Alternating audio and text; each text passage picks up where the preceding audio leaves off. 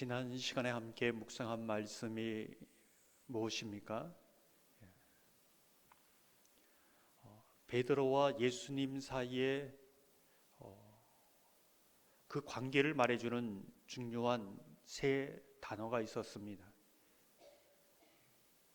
결말을 보려고 멀찍이 닭이 울더라. 이제 이 부분이 예수님과 베드로 사이의 어떤 관계를 말해주는 중요한 단어였습니다. 결말을 보려고 베드로는 예수의 죽음이 결말이라고 생각해서 그것을 보려고 뜰에서 불을 쬐면서 기다리고 있습니다. 하지만 베드로가 보았던 예수의 결말은 죽음이 아니라 부활이었습니다. 예수의 그 결말이 죽음이 아니라 부활을 본 베드로는 결국은 예수의 증인이 되고 예수의 제자가 되었지요. 우리는 어떤 결말을 보고 있느냐? 어떤 결말을 보려고 하고 있느냐? 묻고 있습니다. 두 번째 단어가 멀찍이입니다. 예수님과 베드로 사이에 틈이 생겼습니다. 공간이 생겼습니다. 그 공간 안으로 두려움이 찾아옵니다. 불안이 찾아옵니다. 그리고 혼란이 되는 것이죠. 우리는 하나님과 나 사이의 이 관계에 따라서 문제를 어떻게 해결해 가는가, 대표적인 인물 아브라함과 롯에 대해서 함께 살펴보았습니다. 먼저 아브라함은 그 관계에 어떤 것도 들어올 수 없을 정도로 밀착된 상태입니다. 그러기에 물질의 문제가 들어올 때에 하나님 중심으로 믿음으로 이 부분을 풀어갑니다. 근데 롯은 전혀 다르지요. 하나님과 이 롯과의 관계 속에 틈이 생겨 있습니다. 그 사이로 탐욕이 들어옵니다. 욕심이 들어오는 것이죠. 그러니 이 부분을 믿음으로 풀어가는 것이 아니라 물질로 풀어갑니다. 그 결과가 확연히 달라지는 것이지요. 그러면서 성경은 저와 여러분에게 하나님과 나 사이는 밀착되어 있는가? 아니면 틈이 생겨서 다른 것이 들어와 그것이 모든 것을, 내 삶을 다 송두리째 이끌고 있는가 묻고 있는 것입니다. 마지막 단어가 닭이 울더라. 이제 이 부분입니다. 닭이 울었는데 베드로가 통곡하면서 울고 있습니다. 왜 그럴까요? 이 닭이 울더라 이 한마디는 예수님께서 베드로가 3번씩 예수님을 저주하고 모른다고 맹세까지 할 걸 알고 계셨다는 겁니다. 뿐만 아니라 그럼에도 불구하고 내가 베드로 너를 사랑한다, 포기하지 않을 것이다, 내가 너를 책임질 것이다, 그 약속까지 하신 예수님의 사랑을 알았기 때문이지요. 그래서 닭도 울고 베드로도 울고 성경에는 없지만 그 모습을 본 예수님도 울지 않았을까, 이렇게 생각되는 것이지요.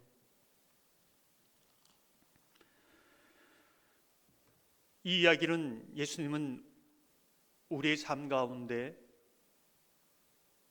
베드로처럼 예수님을 부인하고 등을 돌릴 때 우리의 인생의 곳곳마다 닭 울음을 놓아두신다는 겁니다. 그 소리를 듣고 예수님의 사랑을 기억하고 예수님께 돌아올 수 있는 그 장치를 해 두신다는 것이지요. 그 닭 울음소리를 우리는 오늘도 듣고 있는가? 또 다른 한편으로는 닭의 입장에서 좀 생각을 해보았습니다. 수천 번, 수만 번 울었겠지요. 어쩌면 그 소리가 한낱 의미 없는 소리처럼 들렸을 겁니다. 하지만 딱 한 번 하나님께서 그 울음을 사용하실 때에 베드로가 변화되고 베드로를 통해 수 없는 많은 영혼들이 죽게 돌아오는 놀라운 기적을 나타내었습니다.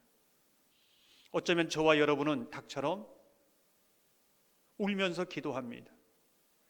닭처럼 울면서 주의 복음을 전하기도 합니다. 그러면서도 정말 이것은 의미 없는 일처럼 느껴질 때가 있는 것이지요. 하지만 하나님이 사용하는 그때가 되면은 그 울음이 영혼을 변화시키며 새롭게 하는 능력으로 역사한다는 것을 믿음으로 바라보시기를 소망합니다. 눈물을 흘리며 씨를 뿌린 자는 반드시 결탄코 그 열매를 거두게 하실 그 주님의 은혜를 생각하면서 선을 행하되 낙심치 않는 저와 여러분의 모습이 되기를 소망합니다. 오늘 본문을 보면은 예수님께서 십자가에 못 박히기 전의 상황입니다. 근데 이 주제는 예수님의 죽음에 대해서 누가 책임이 있느냐, 이제 이 부분을 가지고 논쟁이 벌어지고 있는 모습입니다. 예수님의 죽음에 대해서 누가 책임이 있느냐? 먼저 제사장들은 예수님의 핏값에 대한 책임에 대해서 어떻게 받아들이고 있는가? 27장 4절 후반절을 보면 이렇게 말씀합니다. 그들이 이르되 그것이 우리에게 무슨 상관이냐? 내가 당하라 하거늘. 내가 당하라. 제사장들은 우린 책임 없다. 유다, 너가 은 30에 예수님을 팔지 않았느냐? 너 책임이다. 너가 당해야 된다. 이렇게 이제 말하고 있는 겁니다. 책임을 유다에게 떠넘기고 있는 것이지요. 하지만 사실 예수님을 팔라고 그 거래를 제안한 사람은 제사장들입니다. 그 책임이 있지요. 그러나 그 책임을 외면해 버립니다. 그렇다면 빌라도는 예수님의 핏값에 대해서 그 책임에 대해서 어떻게 받아들이고 있는가? 27장 24절을 보면 이렇게 말씀합니다. 빌라도가 아무 성과도 없이 도리어 밀란이 나려는 것을 보고 물을 가져다가 무리 앞에서 손을 씻으며 이르되 이 사람의 피에 대하여 나는 무죄하니 너희가 당하라. 사실 빌라도는 예수님이 무죄하다는 것을 알고 있었습니다. 대제사장과 서기관들이 예수님에 대한 시기 때문에 예수님을 십자가에 죽이려고 하는 것도 이미 다 파악된 상황입니다. 그렇다면 빌라도가 해야 될 일이 무엇일까요? 이 사람은 죄가 없다. 이렇게 말해야 되지요. 하지만 그는 어떤 결정을 내리고 있는가? 읽은 구절을 보면 밀란이 나려는 것을 보고 이렇게 말씀합니다. 예수님이 죄인이 아닌 것을 압니다. 그런데 모든 사람들의 대세가 예수님이 죄인인 것으로 기울어졌습니다. 그래서 빌라도는 예수님이 죄인이다 이렇게 선고해 버린 것입니다. 그리고 이 책임을 백성에게 떠넘기고 있는 것이지요. 여기에서도 너희가 당하라 이렇게 말하고 있습니다. 그 선고의 책임, 그 책임은 빌라도에게 있는데 이 책임을 떠넘기고 있는 것이지요. 제사장들이나 빌라도는 예수님의 핏값에 대한 책임이 있는데 책임이 없다고 스스로 속이고 있는 것입니다. 요한일서 1장 8절을 보면 이렇게 말씀합니다. 만일 우리가 죄가 없다고 말하면 스스로 속이고 또 진리가 우리 속에 있지 아니할 것이요. 이제는 예수님의 그 핏값에 대해서 누구에게 떠넘기는 것이 아니라 그 핏값은 오롯이 내 책임이다. 내 때문이다. 이렇게 말하는 사람이 있습니다. 유다이지요. 5절 6절을 보면 이렇게 말씀합니다. 유다가 은을 성소에 던져놓고 물러가서 스스로 목매어 죽은지라. 대제사장들이 그 은을 거두며 이르되 이것은 핏값이라 성전고에 넣어둠이 옳지 않다 하고, 유다는 예수님이 무죄하다는 것을 인정합니다. 예수님의 그 죽음 핏값이 자기 때문이라는 것을 고백하고 있습니다. 그리고 그 책임을 스스로 지려고 합니다. 스스로 지려고 하니 너무 감당하기 어려워서 스스로 목매어 죽은 것이지요. 우리가 여기에서 눈여겨보게 되는 것은 예수님의 핏값을 자신의 책임으로 받아들인 유다가 묻힌 것이 나그네의 묘지다, 이렇게 말하고 있습니다. 7절 8절을 보면 의논한 후 이것으로 토기장이의 밭을 사서 나그네의 묘지를 삼았으니 그러므로 오늘날까지 그 밭을 피밭이라 일컫느니라. 우리가 놓치지 말아야 될 것은 나그네의 묘지는 토기장이의 밭이다, 이렇게 말씀하고 있습니다. 이것을 이제 구약의 예레미야의 말씀을 가지고 와서 이제 같이 연결시키고 있는 것이지요. 토기장이의 밭은 토기장이가 잘못 빚어서 깨어진 조각들을 버리는 곳, 그곳이 나그네의 묘지가 되었습니다. 어쩌면 유다는 이렇게 생각하지 않았을까요? 나 같은 사람은 진짜 예수님 말씀처럼 나지 않았으면 좋았을 인생이다. 쓸모없는 인생이다. 예수님이 죽은 것은 전적으로 내 잘못이다. 정말 예수님이 이런 나를 받아줄까? 나도 나를 받아줄 수 없는데 예수님이 어떻게 받아주실 수 있는가? 완전히 깨지고 망가진 인생이요, 조각난 인생이요, 버려진 인생입니다. 그 현장이 토기장에 바치고 나그네의 묘지라는 겁니다. 구약 에레미야서를 보면 이 토기장의 밭을 사망과 죽음의 골짜기인 흰놈의 골짜기로 표현합니다. 예레미야 19장 1절 2절을 보면 여호와께서 이와 같이 말씀하시되 가서 토기장에 옹기를 사고 흰놈의 아대의 골짜기로 가서, 이 말씀을 좀 더 확대해서 해석하면 나그네의 묘지는 유다와 같이 모든 책임을 자신이 져야 한다고 생각하는 사람, 그러면서 깨어지고 망가지고 버려진 그 자기의 삶을 한탄하는 그런 삶, 자기의 삶의 현장을 무덤으로 만들어버린, 나그네의 묘지로 만들어버린 오늘날의 저와 여러분의 모습, 이것을 상징한다고 볼 수 있습니다. 많은 사람들이 예수님을 믿으면서도 자기의 삶을 그래, 모든 게 내 책임이지, 내가 못나서 그렇지, 무덤을 만들어 버리는 겁니다. 이게 나그네의 묘지입니다. 흰놈의 골짜기, 사망과 죽음의 골짜기로 만들어 버린 것이지요.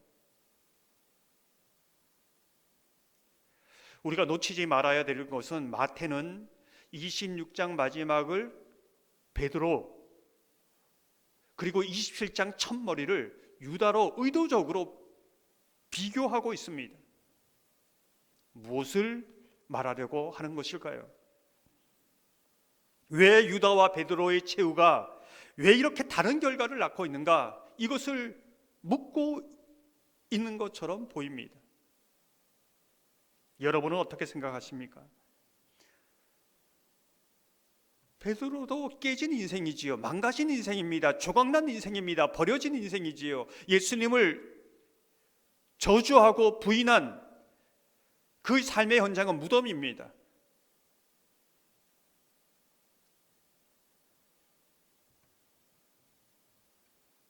더 이상 회복될 가능성이 없는 그런 인생이지요. 근데 어떻게 이렇게 다른가?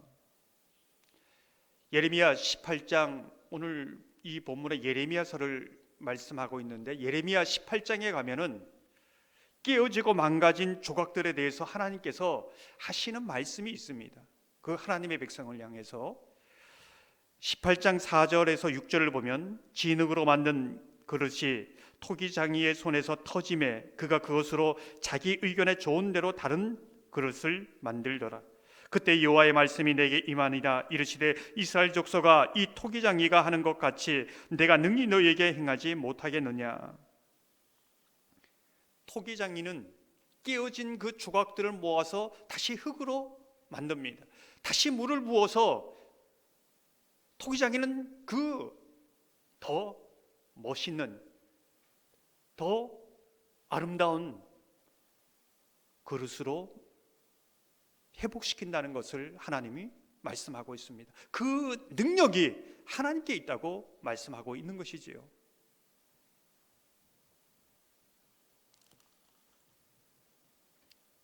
이스라엘 백성들은 그것을 믿지 않았습니다. 믿지 않다가 바벨론 포로 그 무덤 가운데로 가는 것이지요. 갇혀 있는 겁니다. 유다는 이것을 믿지 못하여 나그네의 묘지, 자기의 삶의 현장, 자기가 오롯이 책임을 다 지고 무덤으로 만들어버리고 그렇게 살아가는 겁니다. 성경은 이렇게 묻는 것이지요. 우리의 삶이 깨어지고 망가지고 모든 것이 내 책임인 것처럼, 버려진 것처럼, 마치 무덤처럼 살아가고 있는 삶이 우리의 광야의 삶 현장이라는 겁니다. 그런데 하나님께서 그 조각난 망가진 인생을 다시 만드시고 빚으셔서 더 멋있는 그릇으로 빚을 것을, 그 전능한 능력을 믿느냐, 이것을 묻고 있는 것이지요. 베드로는 이것을 믿었지요. 그 조각난 망가진 어찌할 수 없는 무덤과 같은 자기의 삶을 예수님께로 가지고 갔고, 예수님은 그것을 다시 회복시킴으로 베드로는 예루살렘의 지도자요 예수 그리스도의 수제자로 그렇게 살아간 것입니다. 성경은 저와 여러분에게 묻습니다. 당신 유다와 같이 깨어지고 망가진 상태로 내 삶이 나그네의 묘지와 같이, 무덤과 같이 그렇게 살아가고 있는가? 그렇지 않으면 베드로와 같이 비록 깨어지고 망가진 무덤과 같은 인생이지만은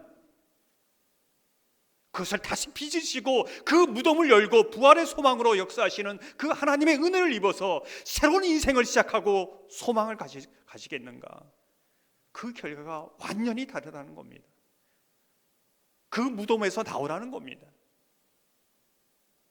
사랑하는 성도 여러분, 오늘도 저와 여러분은 이 광야를 걸어가면서 깨진 인생입니다.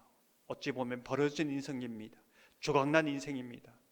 하지만 그 하나님의 손에 온전히 의지함으로 우리의 삶이 더 아름답고 아름답게 빚어져가는 명품 인생, 은혜 인생 되시기를 주님의 이름으로 축원합니다. 이 시간